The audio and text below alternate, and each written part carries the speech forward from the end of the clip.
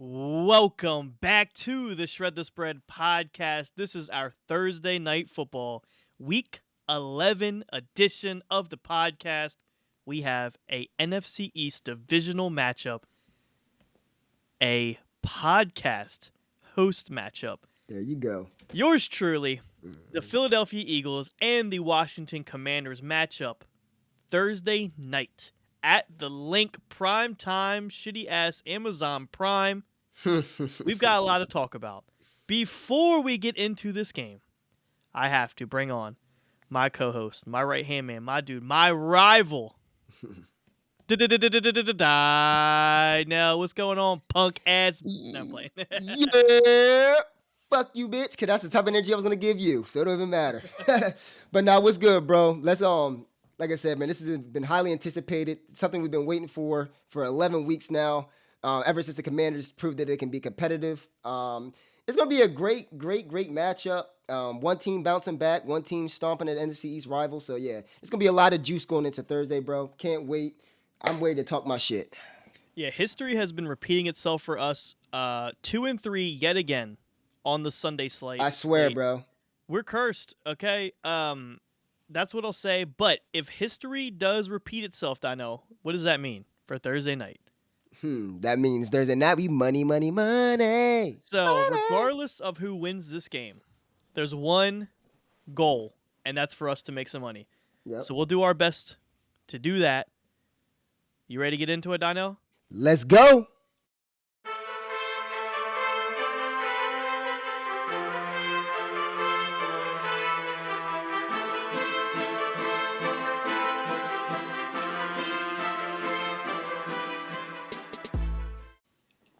Thursday night, Eagles Commanders. Oh boy, we got a total of 48.5. Currently, the Philadelphia Eagles are 3.5-point home favorites.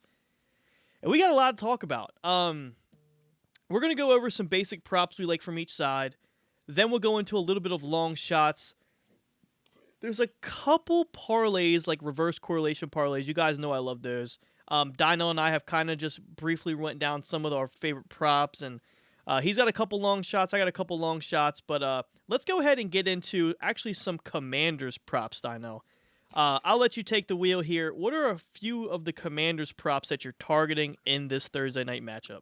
Okay, so as of right now, this has been money for most of the year. Everybody likes to play Brandon Aubrey, 2 field goals for the Cowboys, Young-Ho Koo for the Atlanta Falcons. But I'm going to be honest with you, the Commanders kicker, Austin Seibert, has been absolutely money on field goals, at least 2 field goals. And I think damn near every game he's played. There's been some games where the motherfucker has 5 to 7. He had 7 field goals against the Giants, 5 field goals, I believe, against the Bears. 4 field goals against the Bears, 5 field goals against the Bears, one of the two. And he's been absolutely hot in money. If he's healthy this week, expect him to definitely be a play for me when it comes to 2 field goal props. And you guys know that's my bread and butter. That's my money. So I'll put that out there. And like I said, I might steal one from Jared here, honestly, because A.J. Brown has been absolutely fucking monstrous against us each and every year. Emmanuel Forbes is not out there, but Benjamin St. Juste still is out there. And we have a former Cowboy corner out there. So this is nothing A.J. Brown has not seen before. He's probably going to cook. Honestly, this might be one of his type days. Jalen Hurts has been money. I mean, the passing game in general for the Eagles have been absolutely phenomenal against the Commanders defense the last 4 years. Yes, they have been close, but Jalen Hurts was able to have his way. So I would mainly say right now, Jalen Hurts, 2 touchdowns. You can throw an A.J. Brown anytime touchdown in there just from the opposite side. But you know what? I guess another Commanders what I'll do is, and Jared might be against me on this, but I understand that Quinyon Mitchell and Cooper DeJean have been absolutely money. And they have been, especially these last few weeks where a lot of turmoil has been going on with the coaching decisions or whatever. Them 2 rookies have been balling and stepping up, and I will never take that credit away from them. But this is Terry McLaurin we're talking about. I've seen Terry McLaurin have plenty of big games, definitely against Darius Slay, who's been a top corner in this league for a very long time. This is a division matchup. I got him at least getting 60. I'm not going to go overboard here because his receptions is usually around below 6, 5, like 5, 4, around that range. He's usually a deep ball threat. So expect to see that deep ball threat against that rookie. I believe he's going to get at least 60 receiving yards. But for right now, that's all I got as far as Commanders props, and I definitely just took a couple Eagles props now I think about it. No, you're good. I listen. I was originally under on Terry McLaurin, but I think I'm going to scale back because Dynell kind of brought it into fruition when Terry McLaurin has just been such a safety blanket for Jane Daniels, and Mm-hmm. if you watch the tape, he forces passes to him, and he makes really good passes, like very tight windows. He's going to Terry McLaurin. You see this? He loves the deep out routes on the sideline where it's like the toe touches. Terry McLaurin has been that guy for him. So I'm going to scale back. I'm not necessarily going to play the under on Terry McLaurin. I might play his under receptions.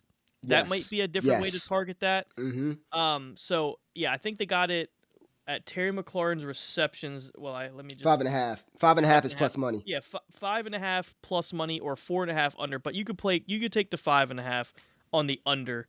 Um, yeah, so that's what I'm looking at. Also for Commanders props, I like Zach Ertz to get a touchdown. He's Mm-hmm. obviously been a focal point over the middle of that offense. You saw it. Jaden Daniels trusts him to go on the 3rd and long, and you saw it last week where Zach Ertz was just short. He was He's there. another. You said what? I said he was there. Yeah, he was there. He was So, there. but you see that in big Yeah. key moments, that's a guy that Jaden Yes. Daniels looks to. So 100%. I will say this: Zach Ertz. This game of football there's a lot of emotion involved. That's why they get so pumped up and hyped up before the game starts because they have to run on adrenaline. And you're telling me Zach Ertz in a divisional matchup on the other side with a team that's having just as much success as the Eagles this year, he's not going to be out there and involved, and they're going to target him. I mean, Dan Quinn, I will admit, he is a player's coach. He gets the players riled up. He asked Jane Daniels, like, what are you thinking? Like, let's go for it. Let's go for it. Like, I like his pedigree. I like his enthusiasm. I like the way he carries himself on the sideline. And I feel like he's just that guy where it's like, Ertz, we got to get you one, especially early, set the tone. And could you imagine the crowd, the silence of Zach Ertz scoring like a go ahead touchdown sometime in this game? So, Yo. especially at plus 320 when he's more than likely going to be on the field in the red zone, I got to take a shot there. But the one prop that I think that I really, really, really like for Jaden Daniels is over 30.5 pass attempts because I think this game is going to be really back and forth. I think the Eagles are going to be carrying a lead, but that only plays into favor for this because in the one score games that Jaden Daniels has played in, he's had 34 pass attempts, 38, 35, and 30. So if we're just going off trends and if we expect this game to be a coin flip, he's going to have to throw the ball more. And especially against that defense where Jalen Carter has been ranked 2nd on PFF graded interior lineman, it's going to force him to throw the ball. We know Brian Robinson is banged up. Austin Eckler has been really good out of the backfield. He's going to make a lot of plays out of the backfield, and he's going to try to beat Nakobe Dean and Zach Ball one-on-one. So that's where they're going to have to make their decisions. So their running game might be quick screen passes. So I expect them to throw the ball a little bit more than I think the books anticipate. But that's going to do it for my Commanders props. Dino, you already started digging into a couple of the Eagles props. Was there any other Yeah. ones that you want to go over before I get into mine? Not that I know of right now. I'm actually going to still keep looking to see if I can spot some other spots. But yeah, mainly AJ Brown, target AJ Brown all day long. We didn't really go into the long shots yet, so I'm gonna let you talk about your Eagles picks first, and then I'm gonna go to my long shots after you're done. Okay. All right, cool.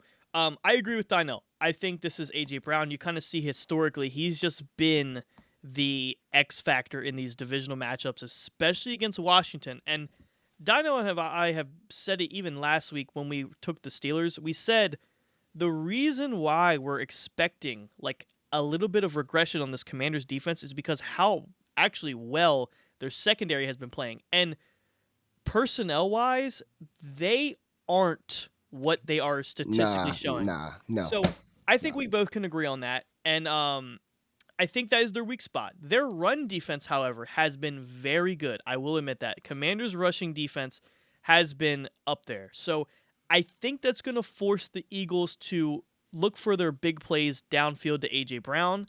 Saquon Barkley's obviously still going to get his touches, but we've seen time and time again where Saquon Barkley 5, 6, 7 rushing yards, and the next thing you know, they start stacking the box, and for some reason, teams still give A.J. Brown one-on-one. And when he goes one-on-one, as an Eagles fan, you can see it. when the defense goes one-on-one with A.J. Brown, there is like an 80% chance that Hurts is giving him a shot downfield.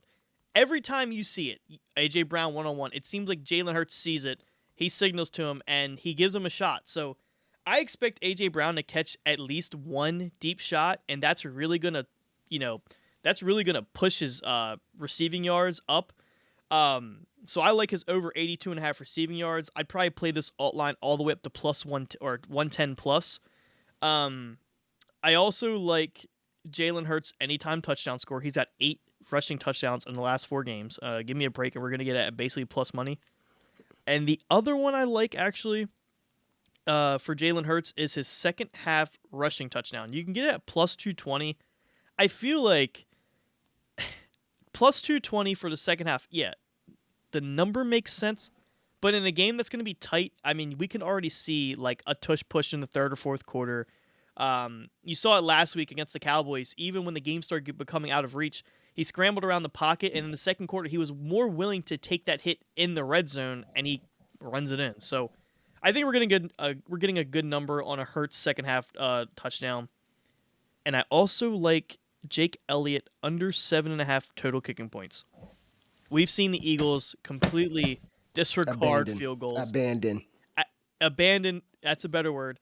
I don't know if Jake Elliott is in bed with Sirianni's wife or what.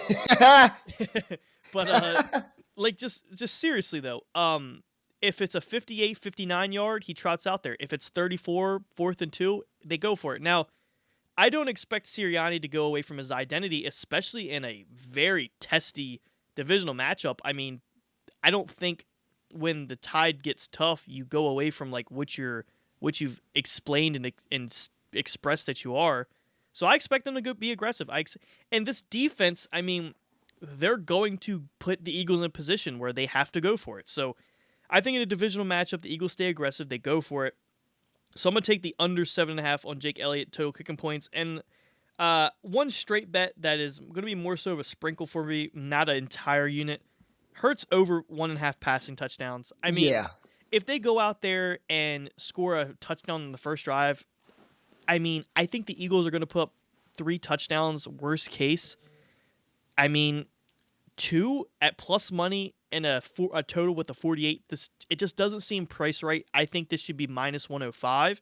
It's plus 126 currently on FanDuel. That just doesn't make sense to me. So, that's what I'm liking on the Eagles props. Dynell, let's get into some long shots. What looks juicy to you? What looks juicy to me actually is I'm gonna stick with AJ Brown here. 2 touchdowns. Two touchdowns is at plus 750 right now. And when you look at the way AJ Brown's able to go vertical down the field and be a deep threat, which has been the struggle for the Commanders, as you can see, Benjamin St. Juste, just like Mike Williams, who I don't think caught a pass since the Jets in week 4. I mean, I don't remember the last time I saw a Mike Williams touchdown. Mike Williams literally just ran past him, caught the ball in the end zone with under 2 minutes left in the game. You can't trust. I won't say you can't trust the Commanders secondary, but you can't trust those outsides when it comes to the corners. We like Mike Sanders still. He's a Michigan guy, but he's more of a nickel corner. So definitely to expose the outsides. I like A.J. Brown, 2 touchdowns. Just to go away from a long shot real quick, so I just thought about it too. If you guys want to go based off trends, right now, Devontae Smith is at plus 125 for 4.5 receptions. This man has 7 targets every game he's played against the Commanders, and he's touched, I believe, the last 4 games, 7 receptions, 6 receptions, 8 receptions. So in the last 4 games, he's been absolutely money, if you guys want to think about that. And as far as really A.J. Brown, like I said, I like the whole Jalen Hurts 2 touchdowns thing. And you know what? I'm almost say this too. I'm actually going to take what's Saquon's rushing total right now? I'm gonna go look at that real quick. I'm actually going to target the under. And I say that maybe it's not much of a long shot. I say target the under mainly because we've seen Saquon dominate the Commanders, and we've seen that's the trend that's been going on. 2 touchdown games with the Giants, but he's no longer with the Giants. He's around with better weapons. He's now in a more controlled environment, a controlled offense with Kellen Moore, he's already knows he's pass happy. You've seen it early in the year. So maybe target Saquon under rushing yards as a potential long shot. A.J. Brown, to me, I'm playing that long shot any fucking day. If I'm going to fucking lose on that, I'm going to make sure I get my money. So A.J. Brown, 2 touchdowns. That'll be my main long shot out of all this play. Okay, yeah. I like I like where you're going there. I have a couple long shots on both sides. I'm gonna sprinkle uh Zach Ertz 2 touchdowns, Ooh. 32 to 1. Mm-hmm. Again, like I said earlier, in a situation where it's a divisional matchup, the guy's been there before. He obviously is going to want to show out. He's going to be, like I said, he's a red zone threat, and they're going to continue to give him opportunities in the red zone. The other one I like is the reverse correlation of A.J. Brown over receiving, under receptions. If you play A.J. Brown under 5.5 receptions, 100 plus yards, 14 to 1. So $10 wins you 140. That he's hit 6 times this year. So it's not like it's unorthodox. The guy, he always catches, I mean, he catches a deep ball almost every game that he's been healthy in and finished. So I think that continues. And as Dynell and I are on the same page, we think it's going to be A.J. Brown. The one where this is kind of interesting is the Terry McLaurin angle. So it kind of depends on what you want to do. Like, Mm-hmm. you could take his over receptions and outline his under receiving yards. Depends on how you look at it. I'm not too in love with that, but that's another like kind of like reverse correlation thing you could throw out there. But there's always an opportunity for these teams for the deep ball. And I will say this, like, yeah, Quinion Mitchell has been really good and Cooper DeJean has been really good, but Slay is inconsistent at best. So he's getting older, and I'm going to say this right now. If Terry McLaurin is lined up against Darius Slay, I like his overs. So if you want to live bet his overs, receptions, receiving yards, touchdown, whatever it may be, I feel like it's a good look. But if he's lining up in the slot a lot versus DeJean and Quinion Mitchell, I'm not going to be so fond of his receiving yards. But again, this is Jaden Daniels' number one guy, so I'm not going to push too much for that. But yeah, I think that my two favorite long shots, I'm like Dino already said the one, the A.J. Brown 2+ touchdowns. I'm going to sprinkle Zach Ertz just because of the emotional aspect. And then the reverse correlation of A.J. Brown over receiving yards, under receptions. But yeah, I really think that the touchdown scores, you can really find some good value. I mean, A.J. Brown plus 125. Like, even Terry McLaurin at plus 175 when we've seen time and time again he's been that guy for him. Mm-hmm. But yeah, dude, Zach Ertz at plus 320. Even Dallas Goedert at plus 360. Like, I would say, like, try to stay away from the chalk. Like, Jalen Hurts most likely gets one, and I'm going to be totally okay with playing that. But Saquon Barkley at minus 185, and we see time and time again the touchdowns are stolen by Jalen Hurts. I'm Yeah, just going to say literally. that. Like, be careful putting a Saquon Barkley touchdown in your parlay. Like, be smart here. Like, minus 185 is not priced right because the only reason Saquon Barkley gets a touchdown is either A, receiving, or B, he busts out like a 30-yard run. Because if he falls at the 1 or 2, you know where the ball's going. So, yeah, I think those are my long shots. Is there anything else that you're missing or you want to hit on, Dino, or You know should I what? wrap it up for you? You know what? Since this is a little special and a little classic rivalry, my matchup here on this Thursday Night Football, I'm gonna have a little fun here. I'm actually gonna go. I'm gonna target a defensive prop. I have never done this at probably a day in my life. I've always looked at it, always thought about betting it, and I'll be like, damn, I should have bet it. I'm gonna actually target here. I'm gonna go with either Dante Fowler, a sack. I mean, right now that's at what? It's at a quarter. Usually, foundationally, they're at a quarter of a sack, which is, let's be honest, if they get half a fucking sack, they're getting it. Between Dante Fowler and actually Frankie Louvu, both of that is plus money, plus 150 for Fowler, who has been hot, has I think 6 to 8 sacks. For the Commanders this year, and Frankie Louvu, who is known who can get after the quarterback, is at plus 270, and I think that is a testament too, because the fact that, like, when you look at the Eagles even last week against the Cowboys, the offensive line was underwhelmingly completely in the first half, gave up 5 sacks in the first half. Granted, they blew them off the fucking water, they blew them out the door, and they still had an 8-point lead because the Cowboys suck. But that's just something to possibly look at. And if you want this little long shot, hey, man, throw a defensive prop in there if you guys like the sack total. So Frankie Louvu or Dante Fowler, either one. Frankie Louvu is more the long shot with plus 270 for a quarter of a sack. I actually agree with you on the Dante Fowler angle. I think Mm-hmm. I definitely think that he's going to be back there. You've seen. I don't know if Mailata is playing at this point. We don't know if he's playing. He just got activated. That doesn't mean he's playing. So if he doesn't play, ah, Woo. he's gonna have opportunities because you've seen Jalen Hurts over the last few games. He holds on the ball.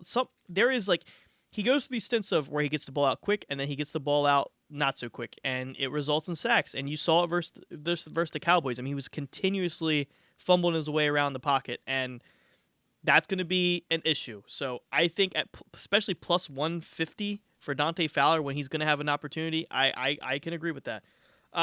Before we get out of here, Dino, let's do something just for a special since it's a divisional matchup.